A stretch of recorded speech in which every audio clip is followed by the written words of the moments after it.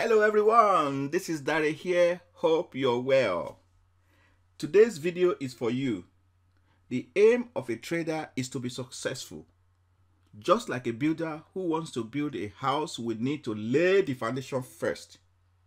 To be a successful trader, you will need a strong understanding of the Forex business. In this video, I will show you how you can begin to build the foundation block by block.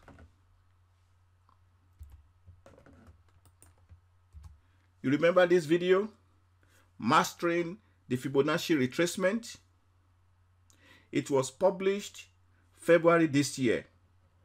It has done well. 10K view, 243 likes, 10 dislikes. That is over 96% of people who watched and responded liked the video. Thank you all for appreciating the work. I must say it is not easy, but because it is my passion and vision, I am doing this with a lot of joy and satisfaction. However, today is not about this video or its statistics. Today is about a question posted by me in the comment section of that video. Have you seen it? Seen the question? I ask you all, what type of training content will interest you? Thanks to so many of you that responded, it was a very respectable number of responses. Now, I want to share with you the result of the responses you gave. Nearly half of you, 42%, wanted a live trading room, while the remaining half, 50%, wanted recorded video and online courses combined. I have therefore put together a foundation course, especially for beginners. It will help a seasoned trader as well. I call the course Forex Traders Dictionary.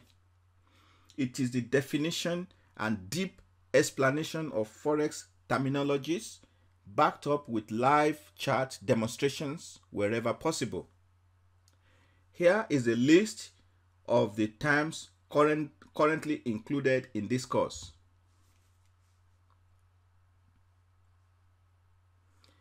Each subject was explained from the view of a successful Forex trader and related back to how you can master and use them for your advantage in becoming a successful trader. My aim is to create a complete video dictionary for Forex trader. All the terms used in Forex are explained and backed up with live chart evidences. With this course, you will gain the ability to hold your own in Forex trading rooms, blogs, conversation. Once we get all the terms we need into the dictionary, we will publish it, probably on Udemy or somewhere else. We will get a link. You will get a link to the course. It will remain an open dictionary where you can suggest or request for a term to be defined and added to the course. If you want a copy of the complete Forex dictionary course, register your interest in the comment area. Due to the many requests for video and live sessions, I have produced these basic terms as a prerequisite for a full-blown course or mentorship which every trader needs to digest. In the near term, I will discuss with you the possibility of opening a live trading room. I know already that you have a great interest in this. Now, sit back and enjoy the preview. Enjoy the 3 randomly picked terms from the list for your own pleasure. In this lesson, we will look at what scalping is and who is a scalper. Okay, a scalper is a trader who focuses on very narrow time frame, such as the 1 minute time frame or tick charts. Scalper usually hold on to trades for a few seconds up to a few minutes maximum.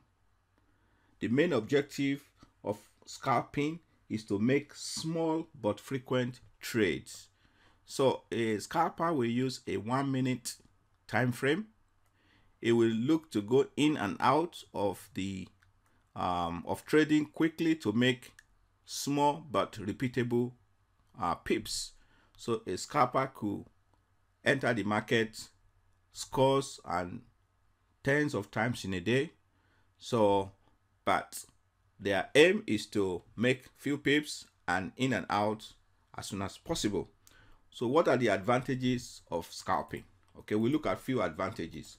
First of all, they have brief exposure to risk. A brief exposure to the market reduces the possibility of running into unsuspecting events. Secondly, they have small price movements are easier to achieve. So relatively, small movements are easier to achieve.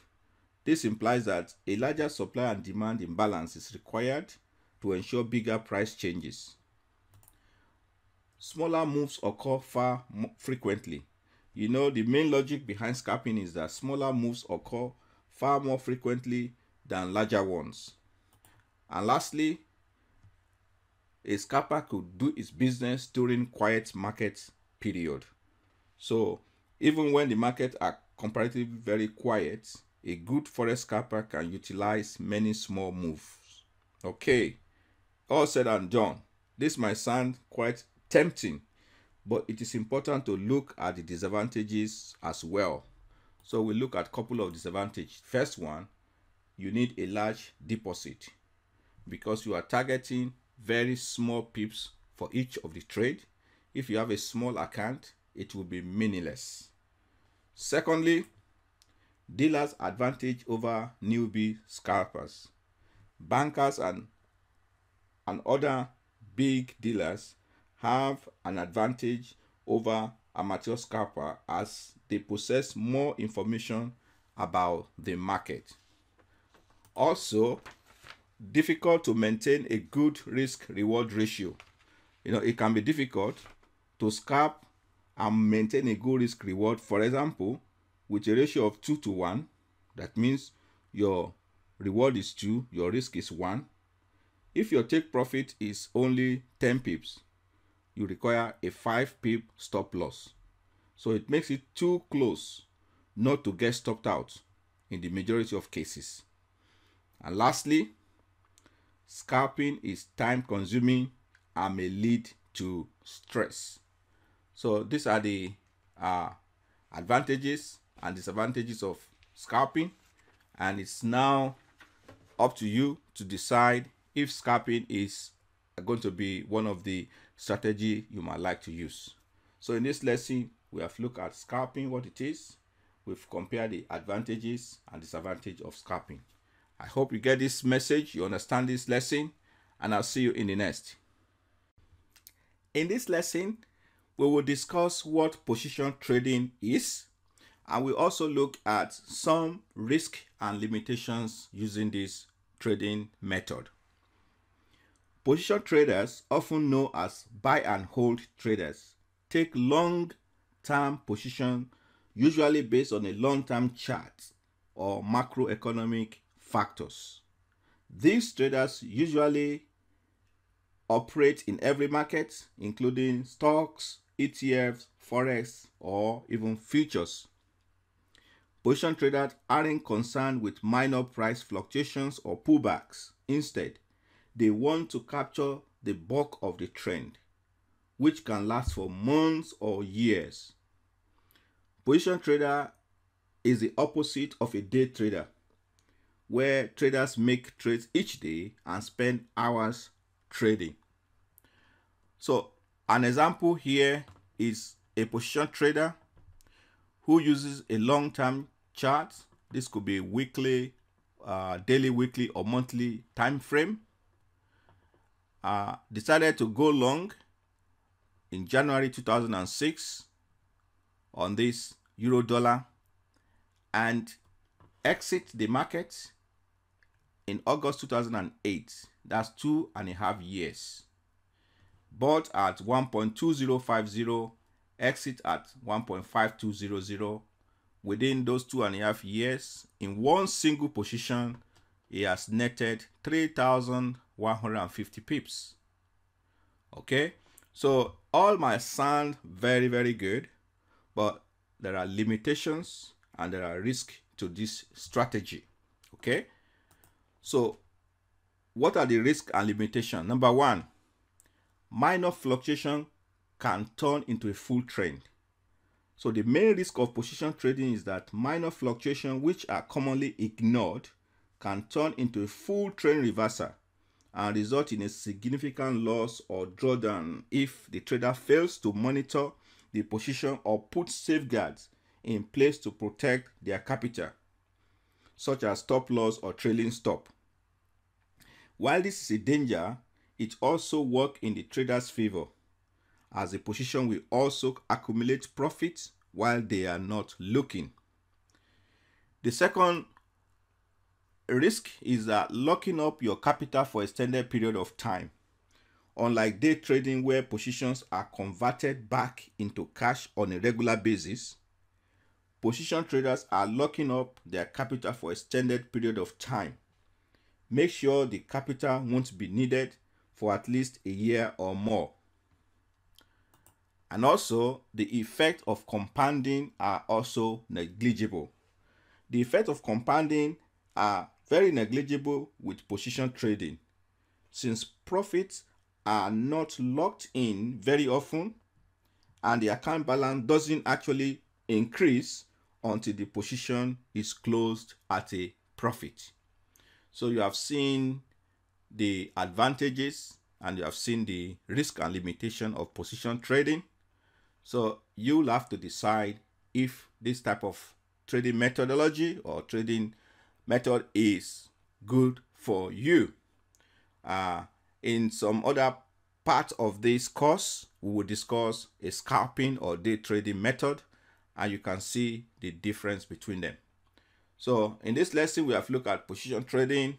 We've looked at the advantages and some of the risk that comes with this strategy. So I hope you understand this lesson, and I will see you in the next. In this lesson, we will look at risk management, what it takes, and how can a forex trader manage this. Okay? A forex trader shouldn't risk more than a certain percentage of their account on a single trade. If your forex trading account is $1,000 and you risk only 2%, then the most you lose on a single trade is $20. Even great traders have strings of losses. By keeping the risk on each trade small, even a losing streak won't significantly deplete your capital. Let's look at an example of 10 losing streak in a row and the effect it has on a forex account. So let's say we start with a capital of $1,000, and then unfortunately you had 10 losses. So this balance on the left is when you take a 2% risk on every trade, and on the right if you take a 10% risk on every trade. So your first trade was a loss, second was a loss, up to 10 trade. So from your $1,000 balance, the first loss is $20, it goes to $980, and it goes down finally to $817. What about when you risk 10% on each trade? Your losses, the first one you lost $100, and you keep losing 10%, and your balance is this. So what does that mean? For this trader that risk only 2%, after 10 streak of losses, he has lost 18% of his capital. What about the other guy?